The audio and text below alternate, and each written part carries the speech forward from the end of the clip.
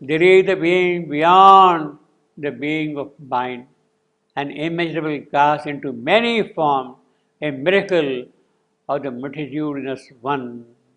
There is a consciousness mind cannot touch, its speech cannot utter, nor its thought reveal. That is, of course, beyond mind's capacity. It has no home on earth, no center in man. It has no center in man. For the Truth Supreme, there is a consciousness, there is a speech, there is a consciousness. For that consciousness, there is no center in man yet. So, first thing is that center has to be formed in man. We have 7 chakras, 7 centers of activity in the subtle physical,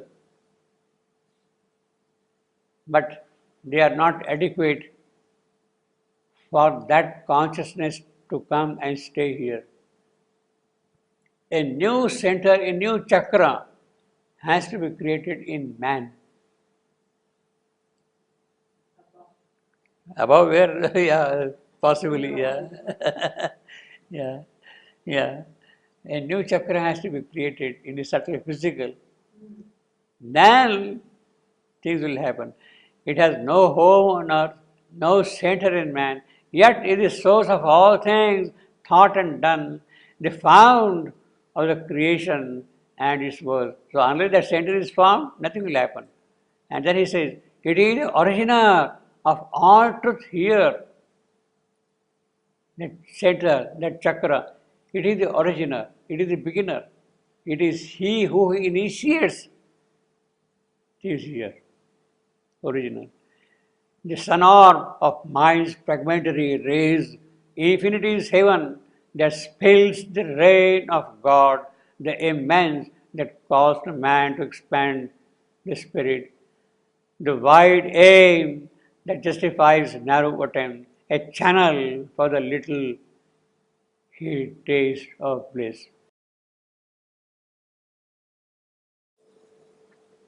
Then he says, some shall be made the glory's receptacles. When all that is done, some shall be made the glory's receptacle. Sri Aurobindo has written the transition between man and the Superman. First thing will be the intermediate race. The intermediate race is there which will link the mental being to the Superman. Some will become part of that intermediate race and vehicles to the eternal luminous power. These are the high forerunners, the heads of time, the great deliverers of earthbound mind, the high transfigurers of human clay, the firstborn of a new supernal race. So these are the high forerunners who are ready. The incarnate dual power shall open God's door. Incarnate dual power, Satyavananda and Savitri, as human, shall open God's door. Eternal supermind touch earthly time. Well, in a way, we can say that the incarnate dual power shall open God's door. It has already happened. It has already happened. God's door. I took a mighty golden hammer and in one stroke broke the golden door which was separating us from the Supreme. God's door is opened on 29th February 1956. Eternal supermind shall touch earthly time.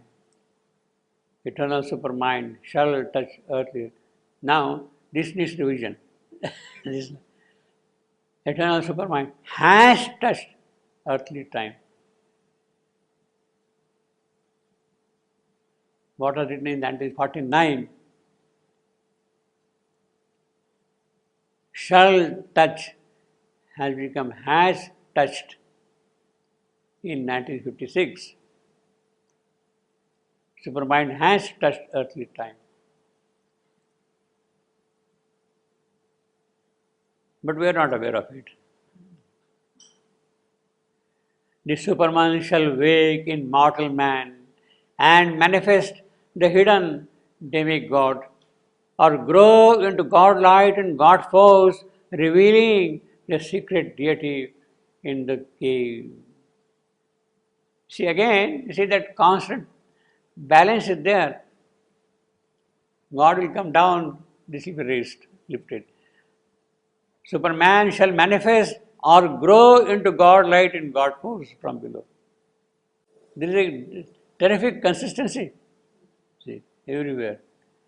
Superman shall wake into mortal man or grow into God light and God force from here below, revealing the secret deity in the cave.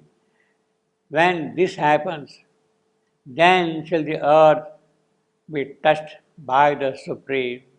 His bright unveiled transcendence shall illumine the mind and heart and force the life and act to interpret his inexpressible mystery in a heavenly alphabet of divinity's signs. Well, as a part of an elaboration, then, his living cosmic spirit shall enring, etc., etc. The cry of forgotten ecstasy, the dance, the first world creating bliss, that is what will happen here. See. The immanent shall be the witness God, one who is close to us. Immanent, a thinker waking the inconscious world, he is a thinker.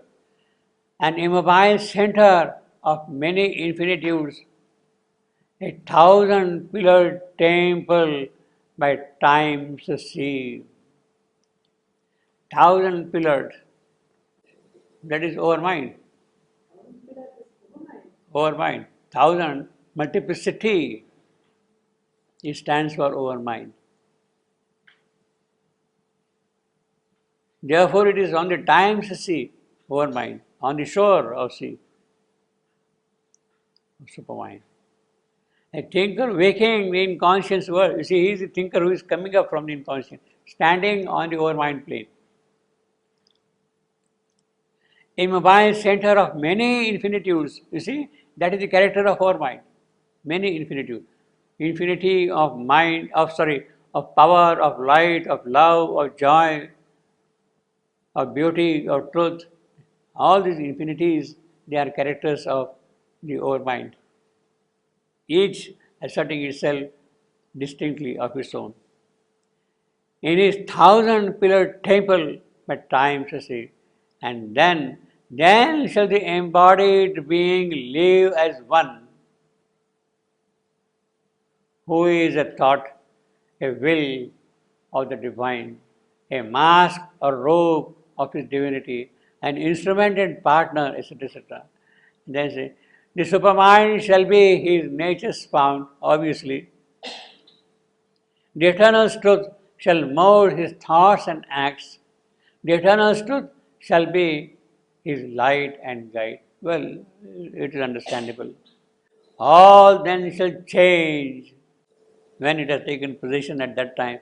Then all shall change. A magic order comes over topping the mechanical universe. And then he says, an assurance, a mightier race shall inhabit the mortal's world at that point. So a long way to go. Long way to go, but it is an assurance also that it will happen. Yeah, it will happen. It is an assurance also. A mightier race shall inhabit. Now, of course, he says mightier. He doesn't say a truer race. He doesn't say a more beautiful race. He doesn't say a more joyous race. He says a mightier race. Mightier is necessary. The mother has said that when the supermind comes down here, the first thing it has to come down is with light and power. Power. Because it is then only that it can withstand the forces that are rushing from the inconscience. In order to face the forces rushing from inconscience, what is required is strength, what is required is power, and therefore a mightier race.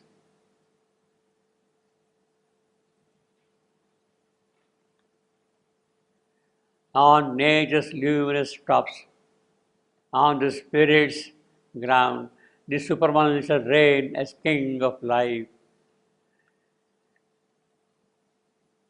Then, in the process of evolving time, all shall be drawn into a single plan. Well, that is the futuristic thing, etc. The supermind shall claim the world for light when that has happened.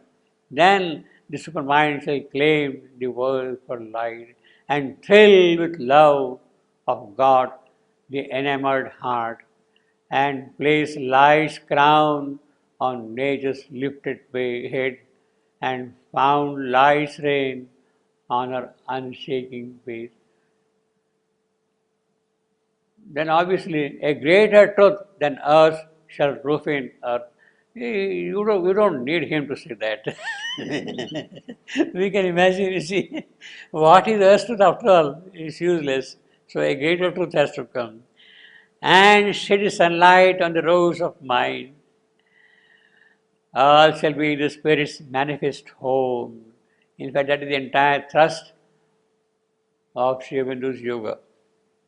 The entire mission and work of Sri Aurobindo is embedded in his one single line. All shall be the Spirit's manifest home. He says, manifest home. This world shall be God's visible garden house. The earth shall be a field and camp of God. Man shall forget consent to mortality. Yeah, well, he need not be seen. And his embodied frail impermanence. So you see, the sequence is very clear. Things are going to happen. First, a few will awaken. They will live in the truth, the right you asked. Then, through the human lives of Savitri, things will be prepared here for the mighty mother to come down. When the mighty mother comes down, then a mightier race will be built up here. And it will move forward, a mightier race. The Spirit shall be the master of this world, lurking no more in forms of obscurity, and nature shall reverse her actions' rule. The outward world disclose the truth it veils. See, we don't know what the truth is behind things. The tree, yes, we see the tree, but what is the truth behind the tree, that we don't know. The animal, the kingdom, the stone, the rock, the jewel, everything, whatever. We don't know the truth behind them. We say it's a precious stone, but what is that? We are simply giving a kind of a nomenclature to that. But the truth which is there behind that stone, its quality, its spiritual content, that we don't know at all. It is that we shall know. The mother says, this flower means this flower is power. See, I mean, we don't know, we don't see that, you see. The Spirit shall be the master of this world, lurking no more in forms of obscurity and move in destiny of felicity. Even should a hostile force cling to the rein, well, you see, it is a mightier race. It does not mean that everything has got changed. The animal world is there, mental world is there, the lower world is there, the inconscience is still there, because the inconscient too is infinite. The more you sound its depth, the more of it starts coming out. the more of it starts coming out. It is infinite, inconscious infinite. It is good that it is infinite. It is good that it is infinite. Otherwise, had the inconscience got exhausted, then the spirit would not have had any substance to give.